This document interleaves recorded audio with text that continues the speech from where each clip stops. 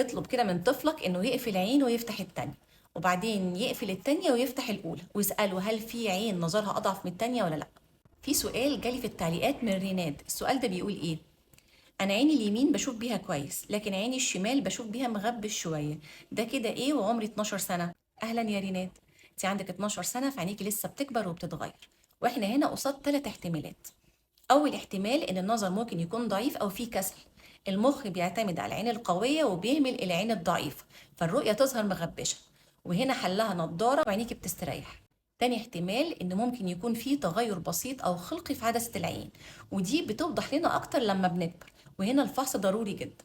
تالت احتمال بقى ان انت ممكن تكوني بتمسكي الموبايل كتير وبتبصي كتير في شاشات الاجهزه، وهنا بيحصل جفاف وزغلله وممكن تحصل في عين اكتر من التانية عادي جدا. فالحل هنا ان احنا نقول لبابا او ماما او حد من قرايبنا عشان نروح لدكتور العيون يفحص العين ويقيس النظر ويطمنك وتطمنيني معاكي ان شاء الله، والف سلام عليكي.